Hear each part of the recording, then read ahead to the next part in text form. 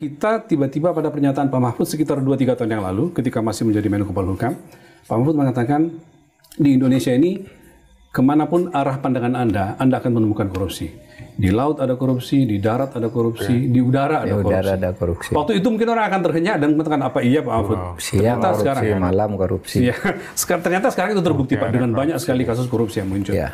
Seburuk itukah memang kondisi negara kita Pak Mahfud? Korupsinya seburuk itu, lalu hukumnya seburuk itu, mental atau integritas pejabat pengelola BUMN yang terkesan rame-rame merampok negara. Apa pandangan Pak Mahfud? Iya, memang sangat buruk kehidupan penegakan hukum kita. Pemberantasan korupsi menurut saya lebih banyak menyasar orang-orang yang apes saja ya. Apes itu artinya penegakan hukum korupsi itu tidak sungguh-sungguh mempunyai peta jalan yang jelas, tetapi lebih banyak yang tertangkap duluan itu yang apes, yang lain lari serabutan, lalu saling tolong-menolong, saling melindungi dan saling menghambat. Ini persoalan nasib baik dan apes saja berarti? Iya, sudah seburuk itu memang situasi penegakan hukum di negara kita sampai hari ini dan selalu bermunculan. Oke guys, assalamualaikum warahmatullahi wabarakatuh. Kembali lagi di channel Gambas LJ. Ini ada video keren guys, diskusi singkat dari Prof Mahfud MD guys mengenai apa ya, kasus-kasus pemberantasan korupsi yang lagi viral di beberapa bulan kemarin ini guys. Yaitu ada kasus Pertamina judi online dan juga masih banyak lainnya guys.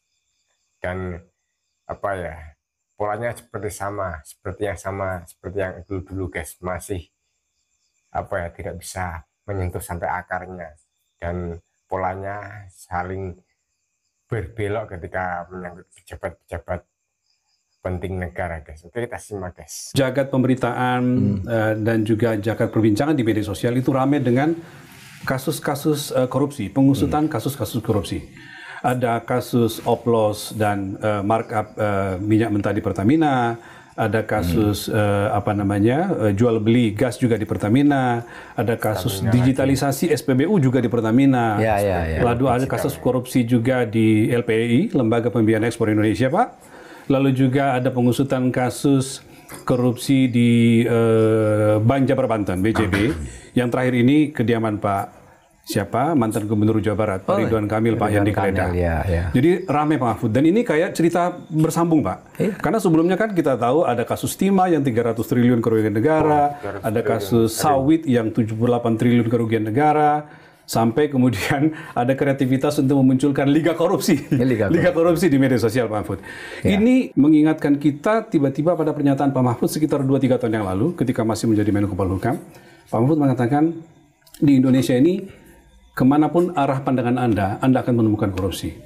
Di laut ada korupsi, di darat ada korupsi, di udara ada korupsi. Waktu itu mungkin orang akan terhenyak dan mengatakan apa iya Pak Mahfud? Siang korupsi, sekarang, malam korupsi. Ya, ternyata sekarang itu terbukti Pak dengan banyak sekali kasus korupsi yang muncul.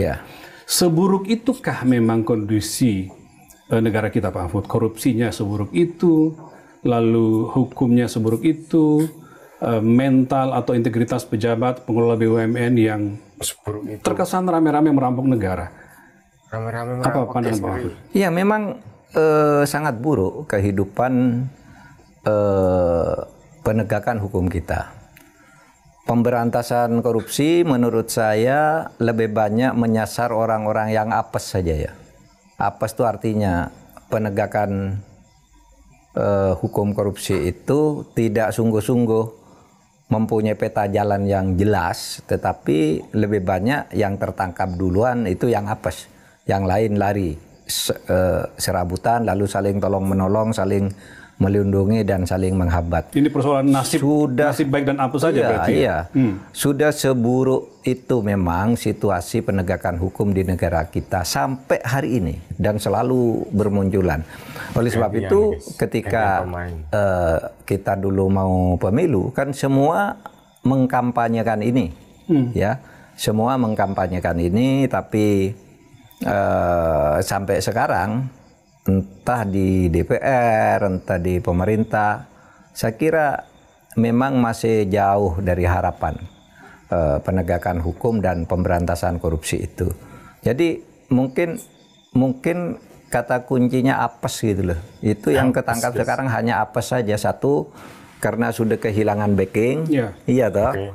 Yang kedua, tidak punya lagi uang, sehingga sesudah dikeluarkan uang itu tuh akhirnya ditangkap juga gitu.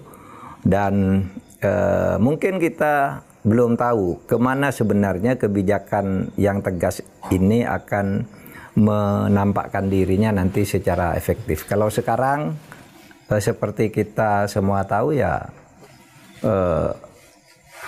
aturannya sih selalu bagus, instruksinya selalu bagus, arahannya kepada bawahan selalu bagus, tapi tidak pernah mengubah mental pejabat dan nampaknya tidak ada yang berani ya melakukan tindakan-tindakan tegas kalau sudah menyangkut orang tertentu. Itu aja yang sekarang kita lihat. Jadi dia akan berhenti pada tingkatan orang tertentu yang sudah sampai. Nah, kalau dari sisi Bapak menyebutkan bahwa akan berhenti pada tingkat tertentu, artinya apa? Pengusutan kasus-kasus itu sejauh ini Pak Mahfud melihat tidak cukup maksimal. Jadi dibuka tapi kemudian tidak sampai pada tertentu atau bagaimana? Iya, jadi kasus ini seperti semula sungguh-sungguh ya dibuka gitu. Ribut gitu, tapi tiba-tiba di tengah jalan mundur, nyangkut kemana-mana. Misalnya apa, Pak? Misalnya kasus judol. Itu kan orang bertepuk tangan, hebat tuh Menteri, hebat tuh DPR akan mengungkap. Muncul sampai 23 tersangka, Pak. Betul. Iya, 23 tersangka. Kemudian orang juga secara logika hukum dan logika sosial dan logika politik sudah menyebut nama-nama pejabat yang harus diperiksa bahkan ditersangkakan adalah ini menurut logika hukum ya. Bukan menurut penegak hukum. Menurut logika hukumnya umum saja yang harus ditersangkakan si A, si B, si D. Hasil pemeriksaan di aparat penegak hukum itu tidak steril juga. Pasti ada yang bocor seperti halnya sidang kabinet. Menerima sampai Pak Mahfud itu dari berteriak, siapa? Mengatakan bahwa menterinya harus Menkominfo itu harus dipanggil gitu, diusut sampai sekarang nggak ada. Iya, kalau menurut saya iya harus dipanggil. Bahkan kalau melihat keterangan-keterangan yang terbuka saja, ya harus tersangka dong. Karena orang yang sekarang ditangkap sebagai tersangka itu dia mengaku diangkat oleh itu, dan yang mengangkat Pak Menteri mengatakan saya tidak tahu kalau dia tidak ahli itu. Dia mengaku pinter ahli IT, ya saya angkat katanya. Lah masa cara begitu ngangkat pegawai, kan mesti ada seleksi, ada pengecekan apa dia ahli atau tidak. Sesudah dia salah lalu saya tidak tahu kalau dia tidak ahli. Kenapa ngangkat dia? Kan ada sistem penjenjangan ya. Memang ada sistem rekrutmen terbuka di pemerintah itu. Kalau ada orang-orang ahli dari luar tuh masuk, tapi ahli betul gitu, bukan tidak diketahui. Kalau tidak dari dalam ada meritokrasi kan, yang dari dalam naik gitu. Lalu diseleksi, sehingga ada ukuran-ukuran. Ini tidak ada ukurannya dan tidak dimintai pertanggungjawaban sama sekali. Sampai sekarang udah mulai hilang kasusnya kan? Sudah hilang kasusnya. Itu kasus di Komdigi. Judol. Selain itu? Pagar laut di Tangerang. Wah, semula rakyat bertepuk. Iya, heboh sekali Pak itu. Berminggu-minggu diberitakan. Itu sangat dramatis ya. Mula-mula begitu ditemukan orang saling tuding, itu enggak ada, itu enggak benar ini. Sesudah rakyat menunjukkan bahwa itu ada dan tidak masuk akal, lalu semua turun tangan melihat ke lapangan, lalu mulai ngaku, oh iya itu salah, itu sertifikatnya sekian, itu adalah sertifikat ilegal. Wah, rakyat seneng kan, rakyat seneng ilegal. Kan pasti kalau ada sertifikat ilegal itu pasti kolusi, iya kan? Pasti kolusi kan, sertifikat bisa dibaca. Siapa yang mengeluarkan nih? Oh ini, Pak ini. Misalnya katanya yang mengeluarkan itu dulu yang bertanggung jawab misalnya seorang bernama Joko, semula melakukan hal yang sama di Serang ya untuk 400 hektar lahan laut, kemudian berpindah ke 263 sertifikat di Tangerang itu. Wah, orang seneng, apalagi menterinya Pak Nusron mengatakan pokoknya ini ilegal, saya cabut semuanya. Mestinya kalau gitu keluar ilegal itu, kemudian mestinya diproses hukum pidananya. Iya kan? Kan pasti hukum pidananya itu tidak hanya cukup ke lurah, orang bernama Arsin lalu mengaku bertanggung jawab. Loh. Dia lurah di satu desa. Padahal ini melibatkan 16 desa. Masa dia bertanggung jawab semuanya? Gitu. Kan tidak mungkin. Apalagi kemudian Menteri KKP-nya lalu seakan-akan menjadi juru bicaranya korporasi. Itu Arsin yang salah sudah siap ya membayar 48 miliar. Pak, kepala desanya katanya bisa membayar. Iya, membayar 48. Dia membantahkan. Bagaimana saya pernah nyatakan. Berarti kan orang awam mengatakan, oh itu Pak Menteri itu dibisiki oleh oligarki agar dia bilang begitu, biar Arsin mau bayar nanti saya yang anggapan publik begitu ya. Anggapan publik kan begitu, tidak salah. Ya. Kalau enggak tolong dong jelaskan sekarang Pak Menteri. Anda bilang 48 miliar itu Arsin mau bayar. Tapi Arsinnya bilang nggak tahu menau gitu. Terus dari mana Anda? Kalau kan wajar kami kalau Anda dibisiki oleh oligarki agar Arsin dikorbankan biar saya yang bayar uang dendanya sesuai dengan aturan 48 miliar itu. Nah masuk akal Arsin kok bertanggung jawab untuk 16 desa wong dia hanya lurah kohor. Nah ini yang saya katakan tadi polanya itu sama. Muncul dulu, lalu di tengah jalan berbelok, iya kan? Jadi Pak Mahfud menemukan pola yang sama pengusutan kasus korupsi ya? Iya. Berhenti pada sisi tertentu ketika sudah heboh gitu, sudah orang heboh, tepuk tangan segala macam, tapi ujung-ujungnya... Iya, ujung-ujungnya anti klimaks semua, hilang semua kasus itu kan. Jadi, ya seperti domino aja, ini rame, lalu ditutup kasus baru, ini hilang. Tutup kasus baru, hilang. Tutup kasus baru, hilang. Hanya mengorbankan orang-orang yang apes, orang kecil yang apes seperti Arsin. Kemudian menterinya enak-enak gitu. Nanti padahal ini sudah jelas kasus pidana. Nggak ada yang mau menjelaskan. Kalau saya katakan berkali-kali ini kasus pidana harus diperiksa. Nah kalau tidak jawab dong. Bukan Pak, itu bukan kasus pidana. Kan gitu. Ini nggak ada yang menjawab. Semuanya diem. Aparat penegak hukumnya diem. Kementeriannya diem. Padahal itu sudah jelas ilegal. Ilegal itu ya pidana. Kalau di dalam penerbitan sertifikat tanah dan sertifikat laut. Belum lagi bicara kasus Zarov Richard, Pak. Hampir 1 triliun ditemukan di rumahnya. Sampai sekarang juga belum ada nama lain yang muncul kecuali... Iya, belum ada nama lain kan. Padahal dulu sangkanya, dugaannya udah banyak. Puluhan kasus yang ditangani gitu Pak ya. Nggak ada nama. Si A, si B, dan seterusnya. Dulu saya berpikir gini Mas, ini masalahnya sudah sangat parah. Menurut saya, orang sampai berani korupsi, menyimpan uang sampai 950 miliar, hampir 1 triliun ya, dan disimpan di rumah. Menurut saya itu bukan orang korupsi karena greedy, karena tamak. Karena dia pasti tahu uang itu tidak akan bisa dia makan. Iya kan? Orang korupsi sampai 300 triliun.